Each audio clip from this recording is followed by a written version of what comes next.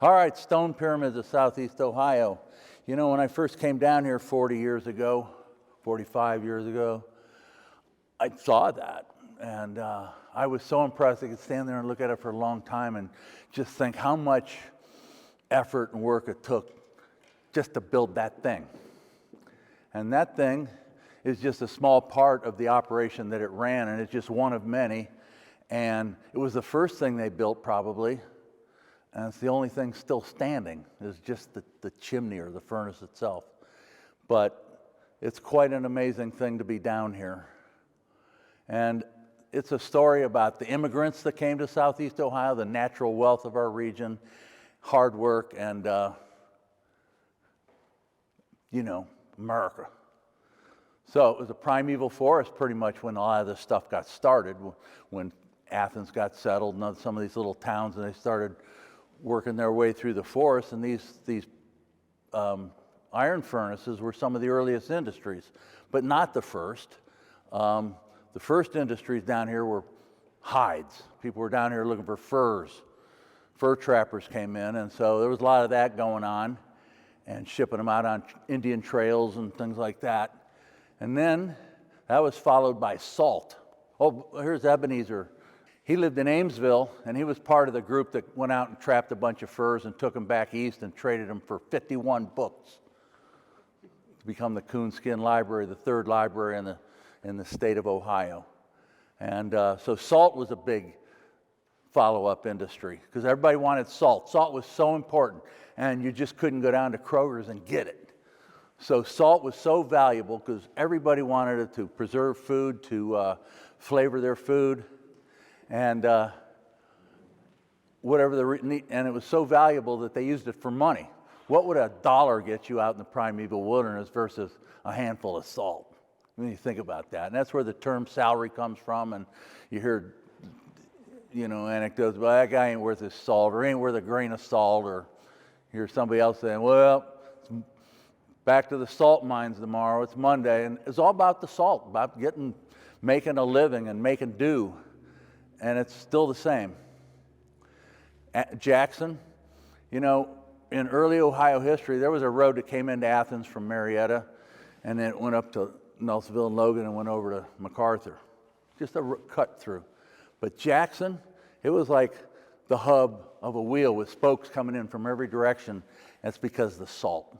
Salt Creek flows through Jackson, and on the banks of Salt Creek upwelled salt water, and it would evaporate and leave cakes of salt laying around. And so the wildlife made their way to it because the bison wanted it and the elk and everything else, and the Indians wanted the bison and the elk and the salt. And so that's what it was all about. Look at that. You can see other old maps that even got more roads on it. One of the early industries here in Athens County was at Salina, right over by Chansey. Chansey and the little village across the river from it, Salina, had salt works. If you look at the old map, 1875 map at Chansey, you can see the Ewing Salt Works. And that was Thomas Ewing, who grew up in Amesville. He made his living, so he was the first graduate of Ohio University. He made his living early on getting his tuition money by working in the salt fields down in the Kanawha River Valley. And they called him the old salt boiler. Anyway, he got up to Lancaster, and he still had these salt interests down here in Chansey area. If you look on the maps, it says Charles Ewing, but that would have been one of his sons who ended up with it by that time. But he's the guy that raised William Tecumseh Sherman up there in Lancaster, and Sherman seemed to have, in the early part of his career, a whole series of, not so successful ventures, let's say. Failed at banking, failed at being an attorney, this and that and the other thing. And so Thomas Ewing was always trying to get him to come down here to Salina and Chansey to run the salt wells. And he never wanted to do that. He finally landed himself a job at a little school down in Louisiana, and he was the first quarterback that Southeast Ohio sent down to Baton Rouge, because he was the first president of that institution, which became, Louisiana State? Yeah, and then Joe Burrow followed him down there. So anyway, salt was so important. And then timber. They were cutting trees along the Ohio River near Little Hocking and Marietta and building ships that went around the world. They built ships there. One ship took a load of grain to Ireland during the famine in the 1840s. They had other ones earlier that went down to Rio de Janeiro and around Cape Horn in South America, around Cape of Good Hope. They went to Liverpool, England. They went to Japan. They went to Ceylon. Ships made of timber cut along the Ohio River. Pretty amazing stuff. But the main thing people came here for was the land and to farm it. So they girdled a lot of the trees. That's where a lot of them disappeared too, and they started growing crops. And before you knew it, they had more grain than they could consume, and everybody did, so they didn't have really a market for it. But that was the initiative behind the canal system in Ohio in the 1820s. But this was a period in American history. It was all about wood. They depended on the wood and the forest for everything, the foods that they gathered out of the forest, the hunting, things like that, but also every tool. Think about it. They all had, wooden handles, and then some of them, you needed some metal, like an axe to chop down a tree or a hoe to hoe the soil or something like that. So you had to have some metal. And to build a barn, the trees were here, the stone was here, but you needed some tools that had some metal on it. So one of the big demands for metal early on was for the tools themselves, tools to build and tools to farm.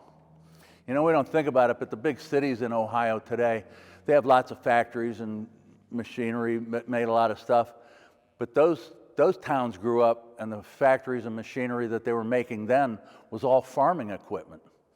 90% of the population were in farming, so the people in the cities were the ones who had the factories that made all the plows and the hoes and the rakes and the things like that. So keep the mills going. So wooden tools with steel handles, nails.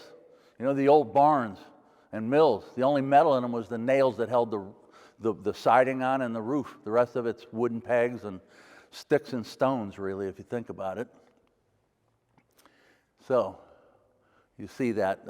There wasn't a lot of metal on the farm in the early days. But these are the things they need. But these iron furnaces, you couldn't make any of this stuff at an iron furnace. That's what they wanted, though, is they needed these things in the wilderness. So that was some of the blacksmiths, of course, used some metal tools. That was some of the impetus behind the iron furnaces, and also because of the availability of the raw material here, axles and wagon wheels. Not a lot of metal, but every single piece of metal was so important. So the first furnace built in Ohio was up around the Youngstown area in Poland, Ohio, as early as 1802. And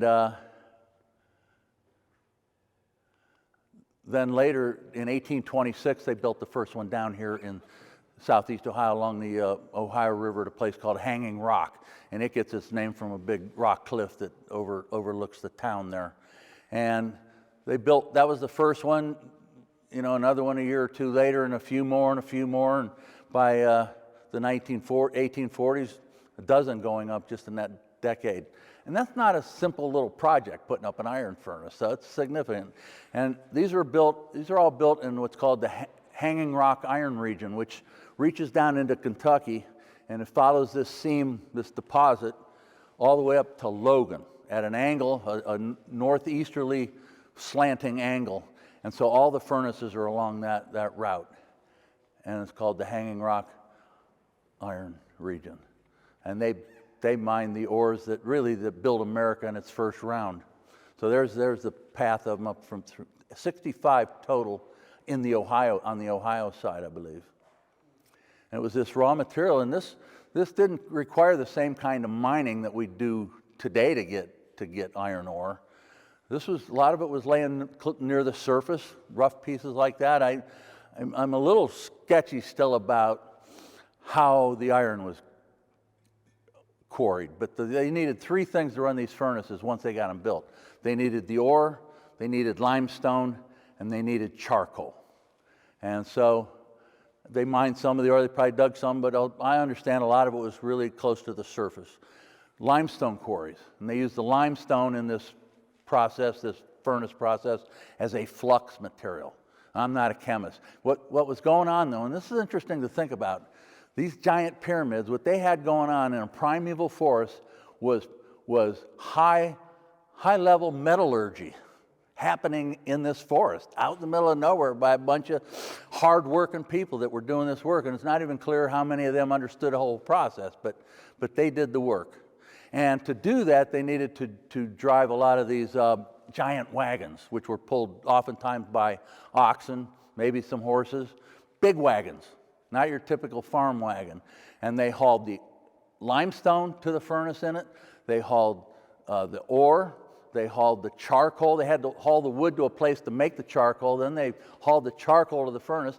And then they made the iron, the pig iron, and then they had to haul that in these wagons because they didn't use any of that iron that they made around here.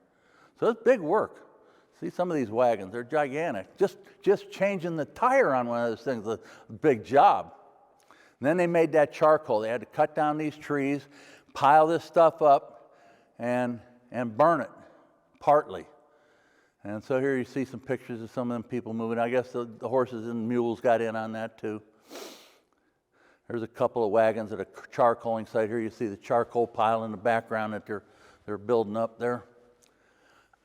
So this other furnace, first constructed in the Hanging Rock region, that's on the Kentucky side, and then Union Furnace across the river from it.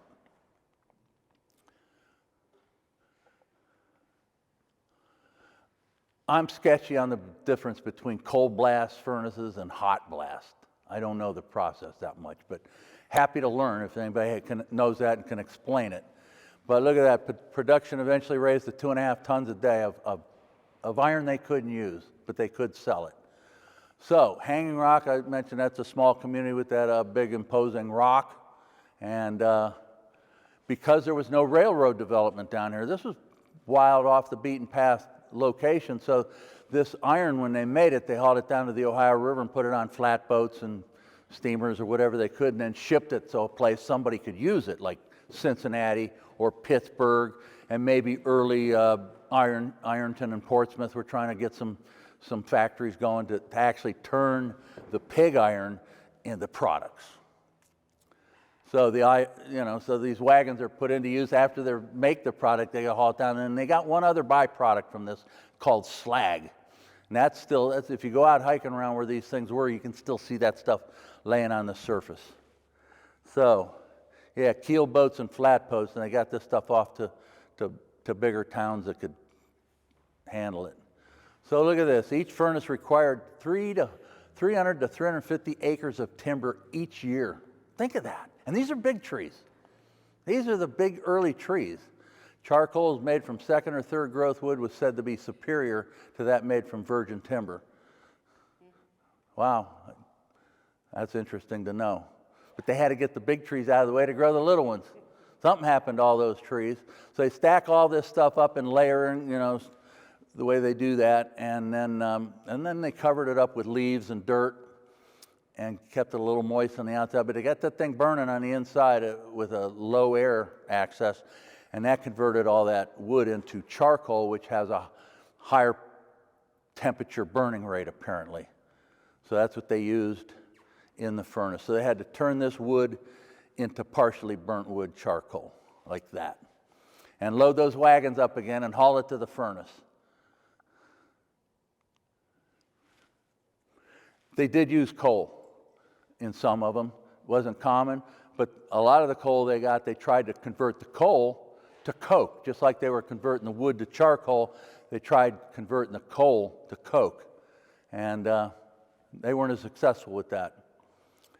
Look at that. Each furnace might have needed about 100 men, 50 yokes of oxen. That's a lot. 200 laborers and 100 teams for larger furnaces.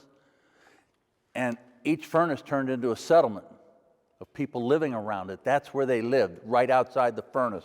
And once they set the furnace to blast, once you finally got it at blast, that temperature, then they kept it burning like for 12 or 13 months. Think of that. That means 3 shifts a day, all 24 hours a day, this thing is cranking, and there are people at the top wheeling wheelbarrows full of limestone and charcoal and iron ore down into the top of that stack all day long, all night long. When you went to bed, somebody else did it. When you got up, you went and did it for them. So this is the only furnace down there that has been some work done on it to restore it, but it's pretty nice. So up here is this is a floor where they bring all the stuff in here and then dump it down the top of the chimney there. And then the liquid stuff comes out the bottom, and this is called the mold room or the form room or something. And so they dug these little trenches coming out of there where the liquid iron would come from, and it would run down and take these cuts and go off and fill these little shapes. And look, you'll see pictures here. And they were making pig iron. And this was a little place they kept up on the hill where they kept the stuff so that there was somebody at 3 o'clock in the morning, got to get some more charcoal. It's underneath the shed or the limestone or whatever it was they needed. So they stored materials above ground like that. And then took it in. That's called the charging house. This is above the chimney. The chimney's at the far end underneath it. I'm not sure what this chimney's for. It's at the back of this building. I think it was a chimney because they were also boiling water to run some fans, because they needed fans to stoke that furnace at the bottom. And you'll see some of that. But this is the charging furnace, or the charging house at the top. And right out here is where the top of the chimney is. You dump it in. And this was full of water. And this is a big old iron tank that they boiled the water in. And that got them some steam. Look at those things. Stoke that chimney too. That was a whole other job for somebody else. And then this building off to the side. So you're bringing it all in here. This is those two big tanks I showed you, that chimney. Here's the top of the chimney here. But there's another building next to it, and that's where all the machines are that make the pumps to pump the air to blow it in on that flame there and keep that thing white hot. There it is, a casting house, I guess, or a mold room. This is down here where they have all the divots in the floor to make that stuff. And it comes running out it won't come running out that direction there. So, and they had to layer it, charcoal, iron ore, and limestone, and just keep on doing this all day long and all night long. And stuff would melt, and somehow the slag and the iron separate, and they eventually end up running out a couple different routes out the bottom. And then the iron comes into the mold room here. Casting house with pig iron pads. You can't really see them in that picture. So pig iron coming out one, slag coming out the other. Not sure what that slag wheel was for. But it's there. I had to take a picture of it and show it to you. And this is some of the slag that gets left over. So you see that out there. It's kind of glassy looking sometimes, but it's a waste product. So molten iron flows into forms, the molds. There they are. Those are the molds. So that fluid would come running down here while it's still molten hot and turn off on these rows here and fill these little beds. That's the mold room or the casting room. And so they thought that it was similar to how when there's a mother sow and she's got all the piglets lined up, that's what they all look like. They're doing that like so. That's where they came up with the term pig iron, because they grew up in that kind of world. They all saw this when they were growing up and living and things like that. And so there's the big mold room or the casting room. Yeah, they're a certain shape. I can see that. Ingots. So pig iron. And then they would haul that in those wagons down to the river and put them on barges and keel boats, etc. Here's some loading of pig iron down on a pier on the Ohio River. So, once the blast was begun, it was kept firing for 6 to 11 months. Occasionally shut it down for maintenance. Just think of that. And it probably was making all this noise. It was probably going the whole time. Materials from the stockyard were fed in all day and all night long, and each furnace was sustained by a community of workers and their families. So there's a little community around Ohio Furnace. And the furnace operation is up here. There's the charging room and the mold room and stuff. And here's the community down here. And they all had a general store. They paid each other with scrip, the company town deal. And they even died there. Some of these people lived and worked on these furnaces for 10, 15, 20 years, and some of them didn't make it out of there. So this is a cemetery outside of Hope Furnace in Vinton County. It talks about the people who worked in the at the furnace. Hecla Furnace, built 1833 in Lawrence County. Look at that complex. Most noted of all Ohio iron furnaces, not because of its superiority as a furnace, but because of its iron master, John Campbell. And John Campbell founded Ironton. And iron masters, this is an interesting little story, tended to be abolitionists and often provided support for Underground Railroad as conductors, station masters. This guy Campbell, his house is still standing in Ironton, and it is purportedly to have been a station on the Underground Railroad. And so they would help support that effort for decades before the Civil War. There's his house. Pretty sure it's still standing down there. Anyway, played a key role in American history. Then there was another little town, this is a black community that was kind of off on the edge of civilization, so to speak, out on the edge of the virgin forest and out away from Gallia County or away from Ironton or whatever. And it was called Poke Patch.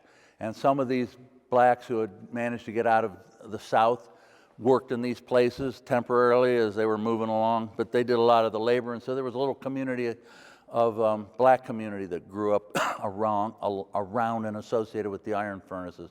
There's another one at Black Fork in Lawrence County. Employed mostly African Americans and some escaped slaves. So Poke Patch was located along Dirty Face Creek. Dirty Face Creek. And one of the headwaters is Sims Creek. Okay. And some of that iron then got shipped on the canals, on the Hocking Canal. Here's a receipt I found from a Hocking Canal shipment, 1848 and 49, includes salt and whiskey. Whiskey was a big product leaving Southeast Ohio. Because if you grow a bunch of corn and you want to ship it to market, sometimes the markets are so far that corn will go bad. So better to distill it first, and you can send more for a higher rate, and you can move it slower. Anyway, but some of their largest tonnages were pig iron, cast iron, and scrap iron. And so you can see that right here, the iron, and look, there's some of the bigger numbers.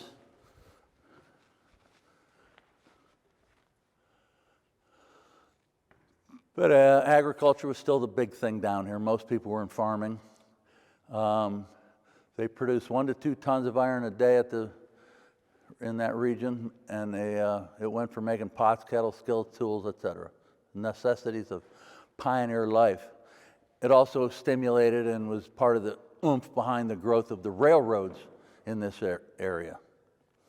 So the railroads we got here later, if it hadn't been for the iron furnaces, that both were creating a demand for the railroad, but they were also creating the materials to build the rails and the trains themselves. There's a lot of steel there, a lot of iron involved in that business, lots of it. So, and trestles, think of that, that's a lot.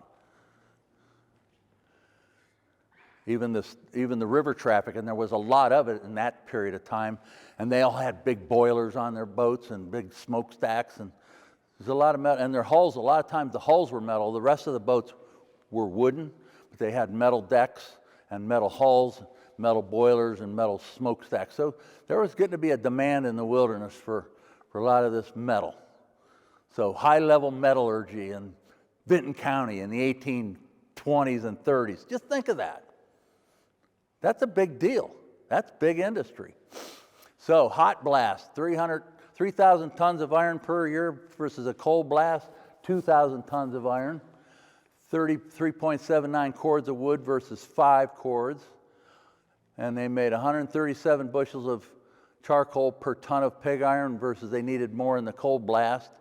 So anyway, there's some of the differences, but I don't know anything about the chemistry and physics of the difference between why cold blast works. It's hard to even picture a cold fire. I mean, I should dig into some information about what the temperatures are here that they were playing with. I didn't think about that before, but I'll try and find that. I'd say they're pretty high level temperatures, melting iron.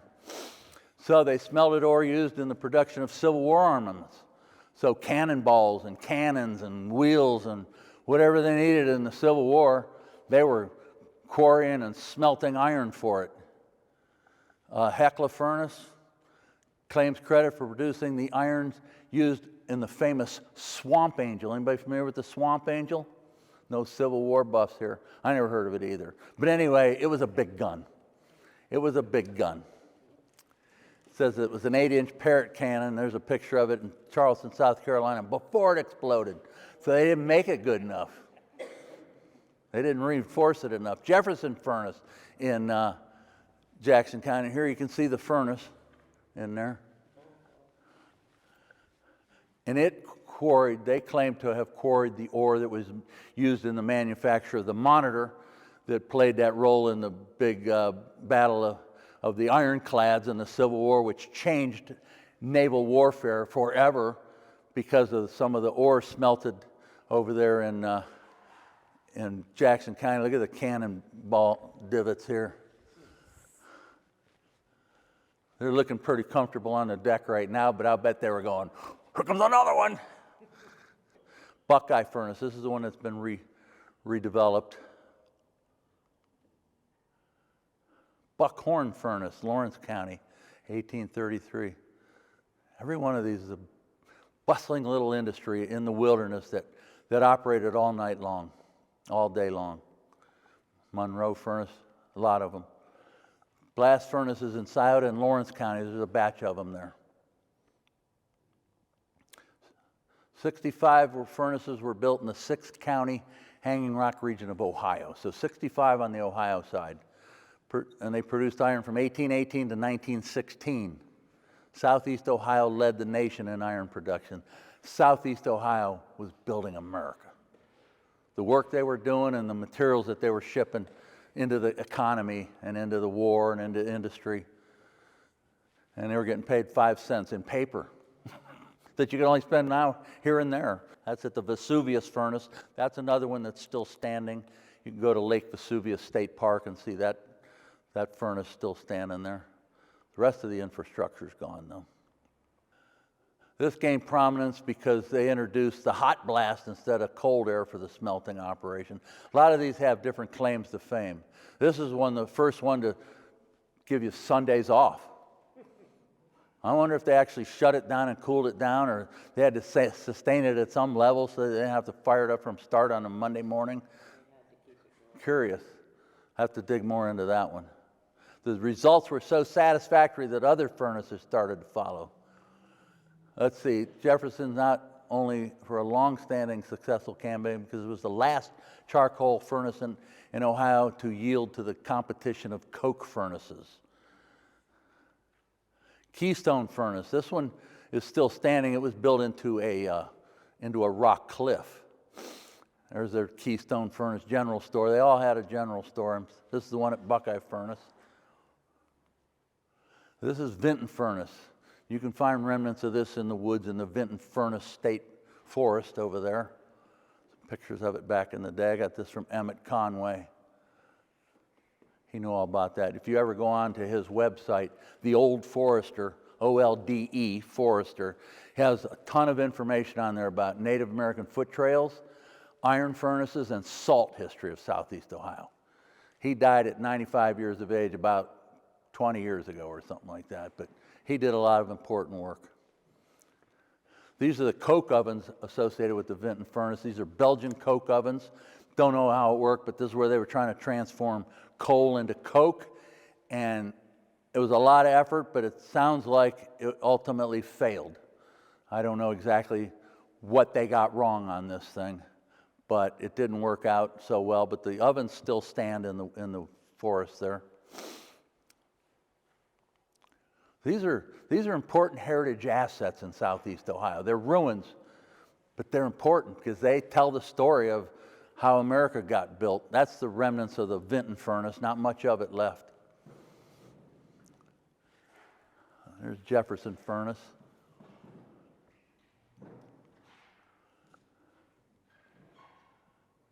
Lots of Irish, Welsh, Scotch, English, and German over in that Gallia County area, there's a big Welsh settlement, Gallia and Jackson. And so they were big, and a lot of them came over from the furnaces in Wales to do this kind of work. My friend George, you guys know George Eberts, right? George's great-grandfather came over from some little town in Germany, and he came into Ironton. And he was what did he call it, that kind of job he had? But anyway, he was an iron furnace guy. He had some particular title of a job that you did at one of these furnaces. This is Keystone Furnace. It's built right into that cliff. They cut out a cave here for some reason, but there's the chimney in there. Pretty cool. It's different from some of the other ones. 300 to 400 acres of trees every year. So in a 40-year run of a furnace, could use 14,000 acres or 22 square miles of forest to feed into these furnaces here to make pig iron that they shipped out of the area. I don't think that it did a whole lot for the economy of Southeast Ohio. I think it did a lot for the people who owned the furnaces, and they may have been elsewhere. I'm sure it helped Ironton grow and some of these towns along the river, but you can go over into Vinton and Jackson and Gallia County and you see, well, you know, looks like they just left in some regards. Now they stand quiet with an amazing, loud story behind them. And they changed a lot of they changed America, what was happening down here in the woods. That's the Keystone Furnace again.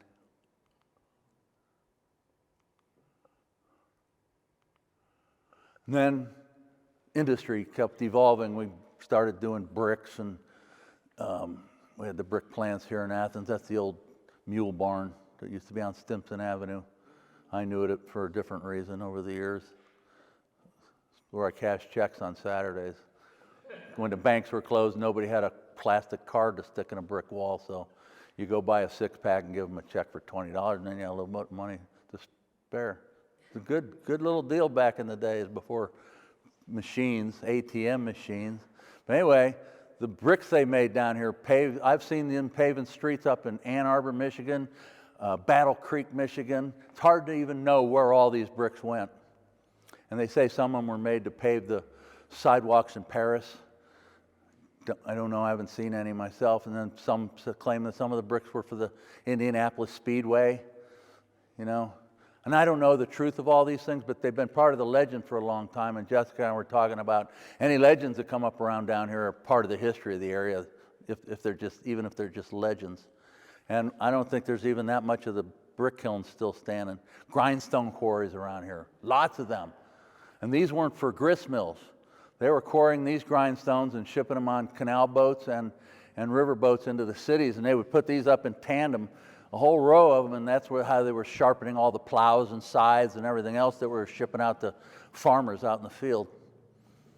Industries making scythes and knives and hatchets and axes and things like that. And these are the rejects, and they're still sitting out in the woods.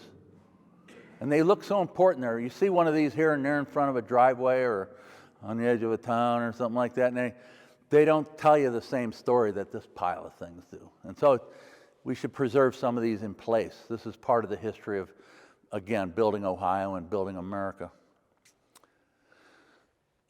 And then coal. And we all know about the Millfield mine. And there's remnants of that still standing, a chimney and some parts of some buildings. These are some of the most important industrial relics in Southeast Ohio. These should be preserved.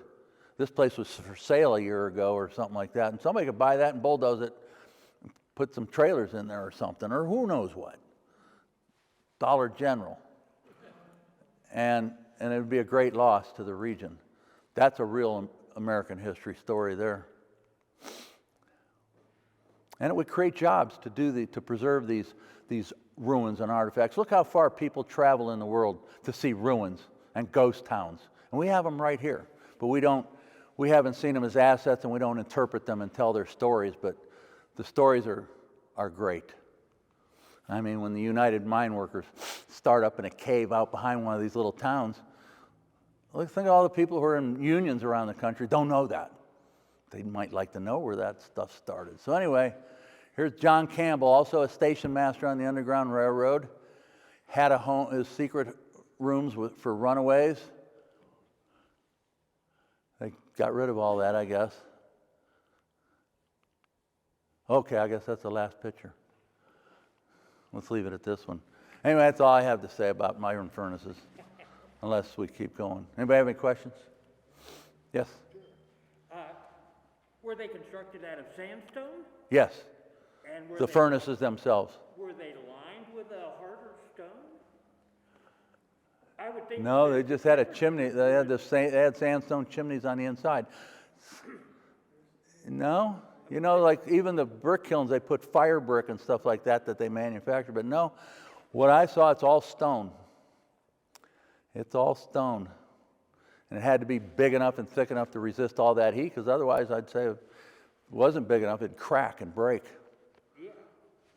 I just thought a harder stone, if it were available, would be better. Yeah, this part of the state, though, is all sandstone and some limestone outcrops, and they seem to know where to find them. Right. I'm impressed that they were able to track all this stuff down in the wild lands and run these industries like that.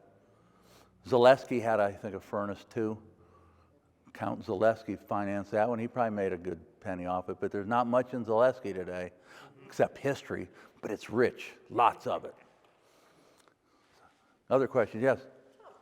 How do you think they even discovered about the iron ore and all that? You think it was Welsh, it was people coming from Europe where they had done that kind of thing? And so yeah, a lot of them. Like George Ebert's great-grandpa, he came out of some foundries in Germany, and that's where he headed when he got to America. I'm sure they picked up any kind of laborers they could get, because think of all the different jobs, driving teams, drovers, and quarrying and digging and using shovels and picks and axes and all that stuff. So there was plenty of labor jobs, but then there were those more highly skilled jobs, and some of those people came from Wales and Germany and some of those other places like that where they had done some of that work. There always seemed to be a flow of those, and some of those were probably, you know, somebody probably sought their help and brought them over here or made sure they got over here, and then others found their way here. Be nice to know more about it. You said it ended around the early 1900s, 1915. Now, where did it move to? Obviously, we're still making iron. Oh, they discovered the Mesabi Iron Range up in Minnesota on the north shore of Lake Superior. And lots of it, really easily accessible. And by the time they got into that, there was already a shipping industry on the Great Lakes, and it caused them to go from pretty small wooden boats to giant iron ore tankers. I worked on one of those iron ore tankers in the 1970s called the SS Middletown. It was the longest ship on the Great Lakes, and it was made with a saltwater bow. The freshwater bows, the Lake Erie boats, were all built with a bow like that, but the saltwater bows were for crossing. And it was a ship made in and used in World War II, and it came over from England, and they cut it in the middle, put a cargo hold in between it. And it was the longest one on the Great Lakes, and it was a sister ship to the Edmund Fitzgerald.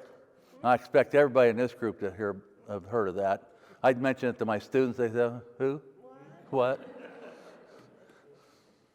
And it doesn't make me feel old. It just seems like they're just way too young. Yes? I think we forget, too, that a lot of southeastern Ohio was cleared at one time. You know, all the forest that we're seeing is not, you know, the original. It's all been couple times, yeah. forested because of how much was taken away. You know, it'd be interesting to know if it was really second growth timber that sustained all these forests and that many acres of them. You really wonder what happened to the timber from the primeval trees that preceded them, because you don't see a lot of it still standing in buildings and mills and barns throughout this region, and that would have been a lot of timber, and it would have been shipped out somehow, and again, it would have taken rails, or so they would have had to haul it out here on wagons. So they exported wood. Yeah, but I just think of trying to move big trees like that in the 18 teens and 20s and 30s. How do you get it out of Vinton County where the Moonville Tunnel is? Like, how do you get big trees out of there to take them someplace else and use them? That's kind of hard to imagine. a lot more to be learned about all this business. It's rich history. You know, the more we learn about this, the more we realize that what happened down here, this isn't just Southeast Ohio history, this is American history, and then there's lots of examples of where what happened down here is world history. Lots of them. It's amazing. And we just need to keep digging them up, because there's some people think, well, that's Appalachian Ohio, it's poor and there's nothing down there. Well, people need to know their history, because it's really something to be proud of. But we're letting it slip away. So that's why we exist, and that's our goal, to sing these praises of this region and get other people on board and bring attention to all these amazing assets. And they're probably available semi-cheap. But one thing I've noticed in our society is there's always money available for demolition. Always. Well, I got to tear that down, tear this down, cut those trees down, cut all the time. Any size building, and they can spend millions, take 2 years doing it. We've watched it happen here in town. Where's that same money for stabilizing and restoring and repurposing these buildings? Because they're the best buildings. When you think of the amount of inherent energy that exists in a building, all the energy to make one brick, all the fossil fuels and firing that just to dig the clay, to move the clay, to fire that clay, move it again, to put it in that building. The worst thing you could do is not keep that building in use. The most sustainable thing you can do is keep using these old buildings. And they're all built well enough they could be repurposed, like we're doing with this one. Well, thank you all very much for coming out.